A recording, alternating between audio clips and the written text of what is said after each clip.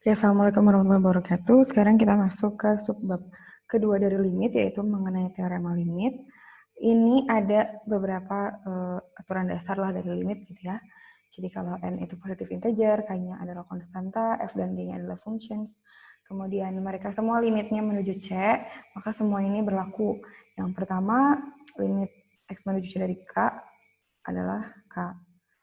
Limit x menuju c dari x adalah c gitu ya. Kemudian kalau limit x menuju c dari suatu fungsi dikali konstanta, konstantanya di sini boleh keluar ya yang nomor 3. Kemudian kalau limit penjumlahan, pengurangan, perkalian gitu, pembagian perkalian itu di sini boleh banget dipisahin dulu gitu ya, baru dilimitin satu-satu. Sama aja kalau mau dijumlahin atau kurangin atau dikaliin di awal. Begitu juga dengan yang pembagian.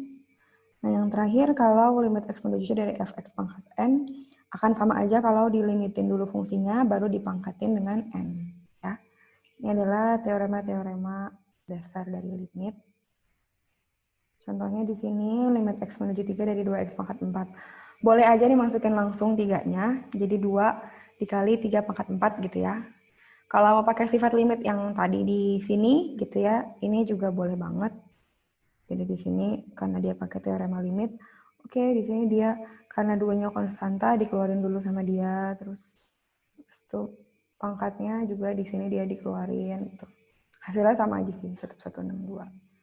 Begitu juga untuk yang nomor 2 ya. Boleh banget mau dimasukin langsung atau mau pakai teorema-teorema juga boleh. Hasilnya sama aja.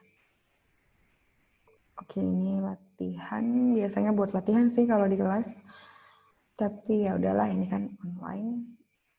Nggak usah. Intinya ini sama juga sih sama slide sebelumnya. Oke, kita masuk ke teorema Apit.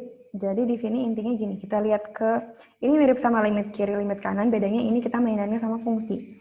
Jadi kalau f, g, h adalah masing-masing adalah sebuah fungsi, kemudian g itu terletak di antara fx dan hx gitu ya di sini. Nah, selama limit fx sama limit hx menuju c-nya sama-sama menuju L, pasti limit gx menuju c-nya juga adalah menuju L. Jadi intinya kalau ada grafik yang mengapit suatu grafik, kemudian grafik yang mengapitnya itu nilainya sama pas dideketin menuju C, kayak ini kan hx dideketin menuju C, hasilnya deket banget, makin deket ke L. Yang fx juga dia makin deket ke C, dia hasilnya menuju L. Berarti gx-nya di nilai tersebut juga adalah limitnya adalah L. Kita masuk ke contoh ya. Contoh ya, di sini saya punya 2 buah grafik, 3. Yang merah cos X, yang biru sin X per X, yang hijau 1 per cos X. Oke, misalnya yang pertama limit X menuju 0 dari sin X per X.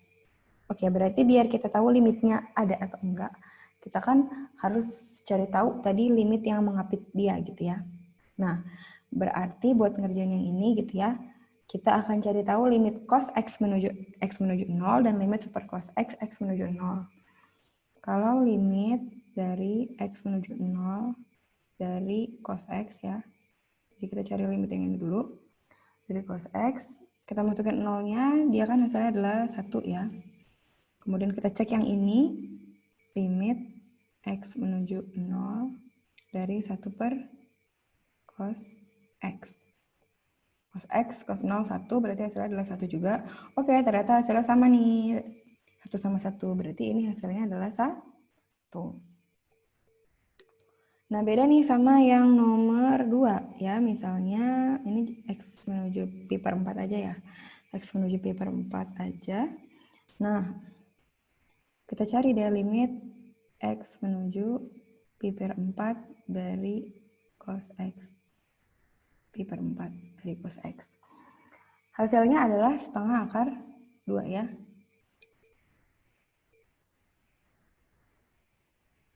Nah, satu lagi, limit X menuju pi per 4 dari 1 per cos X. Jelas beda lah ya. Ini kan hasilnya adalah akar 2. Oke, ternyata beda. Berarti limit ini dia tidak bisa ditentukan gitu ya. Jawab aja tidak bisa ditentukan. Gitu. Jadi kalau nilai pengapitnya sama, dia ada nilainya. Kalau nilai pengapitnya beda, oke, dia nggak bisa ditentukan dengan cara ini. Gitu. Ya.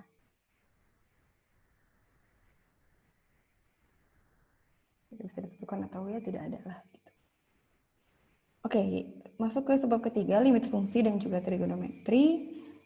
Ini ada beberapa rumus dasar dari limit trigonometri gitu ya, bahwa untuk setiap bilangan real C gitu ya pada sebuah domain fungsi berlaku limit T menuju C dari sin T adalah sin C. Jadi intinya C-nya dimasukkan aja ke dalam fungsinya. Cos T ya cos C gitu ya, dan seterusnya. Paling kita di sini punya beberapa limit khusus ya, bahwa limit T menuju 0 dari sin T per T adalah 1, dan limit T menuju 0 dari 1 min cos T per T adalah 0. Ini udah limit khusus ya, jadi boleh langsung pakai limit khusus ini kalau pas lagi ngerjain soal ada bentuk seperti ini. Oke, contoh. T menuju 0, T kuadrat cos T per T plus 1. Oke, ini langsung aja kita masukin ya 0-nya ke dalam T gitu, supaya kita bisa dapat hasilnya. Ternyata hasilnya adalah 0 ya. Ini dia jadinya 0 per 1 gitu ya. Oke, ini buat latihan. Sama ini tolong dikumpulin hari ini juga ya. Hari ini juga tolong langsung dikumpulin. Jadi dicatat nih latihan-latihannya dari beberapa video ya. Ada berapa, langsung dikumpulin hari ini juga sebagai latihan. Oke, sampai sini dulu ya.